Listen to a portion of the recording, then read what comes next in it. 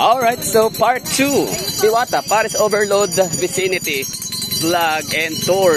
So, ito-tour ho natin kayo sa tapat naman. Ito, kasi dito sa lugar, sa may Makapagal Avenue, meron din ditong mga nagtitinda ng mga Paris Overload, mga nagtitinda sa gilid. Pero yun lang talaga, ang nangyari lang, ano na sila, no? Very common, ordinary, walang something. Bakit kasi nagtitrending si Diwata? Dahil sa storya, di ba? Ganun yan eh. Kaya napapansin yung mainstream media, mapa GMA man or ABS-CBN TV5. Talagang gumagawa talaga siya ng istorya to the extent na nagiging scripted na talaga siya. Alam niyo yon?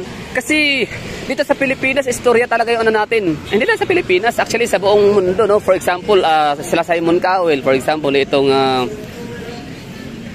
America's Got Talent, tsaka yung X Factor America, X Factor US, basta lahat ng mga talent show. Talagang bago kakanta yung mga competitors, bago kakanta yung mga talents, talagang may mga VTR pa muna yan, may mga interviews, tapos siyempre istorya, iyak-iyak, ganun, mahirap ang buhay. So, it's all about storytelling talaga kung ano yung karakter ng tao, paano siya naging singer, sino ang nagbigay siya ng inspirasyon kumanta, bakit yung pinili mong kantahin, yung mga ganun, di ba? Sa istorya. So ngayon, kay Diwata, it's all about story, di ba?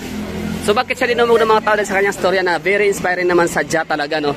So dito, ang mga tao dito natitinda, anong storya? Wala lang. So pumunta na sila dito kasi sila yung malaki din ang kalang ambag sa ekonomiya. Hindi. Malaki ang ambag nila sa lugar, sa lipunan. Ano ba ambag nila dito? Siyempre, for example, maraming thank you sa mga nagtitinda dito. Alam nyo bakit? Kasi for example, yung lugar kasi na yun, ang dami mga disappointed, Ang dami mga disappointed, sa kay Diwata Paris Overload kasi nga sobrang daming tao na nakapila. For example, gutom na yung mga tao kasi yung lugar talaga, yung Paris naman talaga is a kind of street food talaga yan, like on the go ba, sa mga tao always on the go, nagugutom na, wala na panahon para pumasok pa sa Jollibee, sa mga fast food restaurant or mga fine dining restaurant para umupo, mag-order, mag-take ng order, tapos mag-antay ng order, di ba? Kaya nga nauuso sa Pilipinas yung fast food restaurant dahil sa nagmamadali lahat ng mga tao, lalo sa Maynila, ang mga tao dito, grabe, on the rush show lagi. Para bang na nakikipaghabulan kay kamatayan araw-araw nakikipaghabulan kay kamatayan, lagi nagmamadali.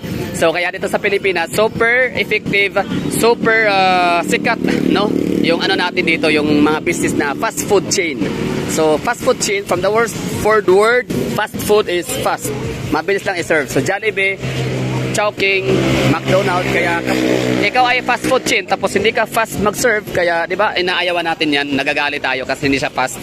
So dito, itong lugar na to, mga kalye-kalye, mga street food. So ito para sa mga taong always on the go, nagugutom galing sa trabaho, mga taong gustong kumain muna or gutom, wala na panahon magluto sa bahay. So hindi pwedeng pumasok sa trabaho walang laman ng tiyan, gutom at napagalitan, magtrabaho ka ng gutom can lead you into a poor performance, So mapapagkata ka ng boss mo, pwede kang matanggal sa trabaho. Kaya ang gagawin ng mga Pilipino, dadaan sila sa mga parisan, di ba? Mga isawan, mga fishbowl, quick, basta yung madaling kainin. Tapos yun, mura lang. So itong mga to, yan, sila yung parang naging katulong ni Diwata Paris Overload na maibigay yung kanyang mission, vision and goals. Ano ba ang goals ni Diwata? Makapagbusog ng tiyan sa murang halaga, 100 pesos na overload pa with soft drinks pa. Ngayon, hindi lahat yun ay ma-obtain or makukuha nila.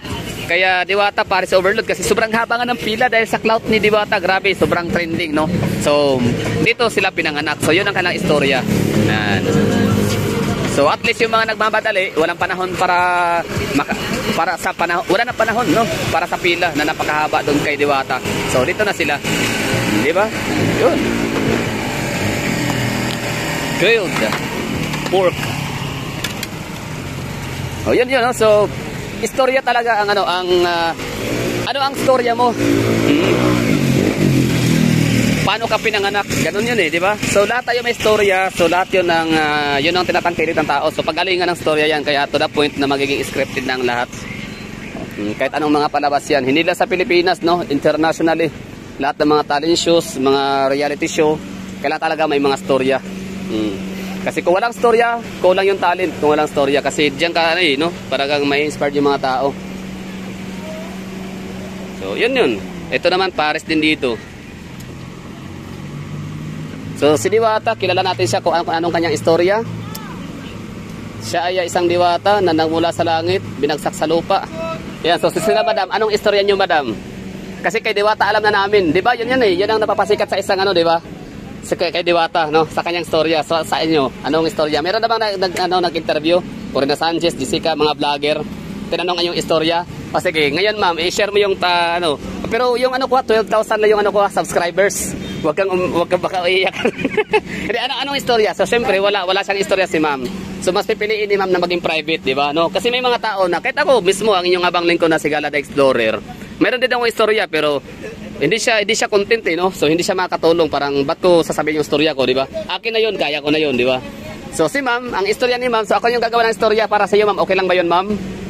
Okay, gagawa kita ng storya. Bakit ka napunta rito? Bakit ka pinanganak dito ngayon sa Macapagal Avenue sa Pasay City? Dahil nga sa sobrang daming tao na pumipila sa Diwata Paris Overload na hindi makakain lahat, maraming mga disappointed, di ba? Kasi di ba ang Paris is siya, street foods, tama no? So para siya sa mga taong always on the go, nagmamadali. So ngayon, pag mamadali ka, tapos ganun kahaba yung pila, 1 oras hanggang 2 oras bago makakain. So yung mga tao, disappointed na. So ang gagawin ho nila, maghahanap po sila ng ibang makakainan. So yun, ito sila madam dito, pinanganak sila. Di ba?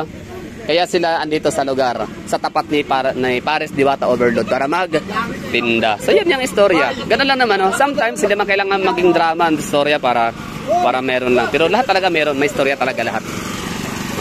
Hindi na kailangan na OA, hindi na kailangan na madrama. Pero lahat tayo may drama sa buhay. Oo naman.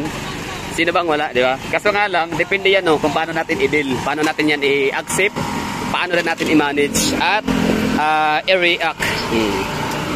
Yan lang, di ba? Ito yun, ito yung setup talaga na street foods Parisan. Buti nga itong Parisan dito, may palamisa na talaga siya, di ba? Kasi ang mga Parisan talaga na usual na napapanood nakikita ho natin sa mga kalsada, sa mga lansangan ay nakatayo, walang lamisa, di ba? Ambulant lang talaga siya. Yun, yung on wheels. Bibili, tapos kakain, tapos yun. Mabilisan, no? Mabilisan na kainan lang, tapos yun, alis. So yun yung essence of Paris. Street foods ho talaga siya, na hindi siya yung typical na na lugar for fine dining or para lugar para magbanding-banding ang mga magkakaibigan, magkakakilala. O dito talagang may upuan dito tsaka lamisa. Pero hindi yan talaga ang pasya, di ba? Hindi yun talaga ang essence ng Paris, yung upuan tsaka lamisa, hindi yun. Ang Paris ang nakatayo ka lang, tapos kakain. Ganun lang, tapos chibog, tapos busog, tapos alis, di ba? Trabaho na. So yun, thank you for watching. And bye-bye.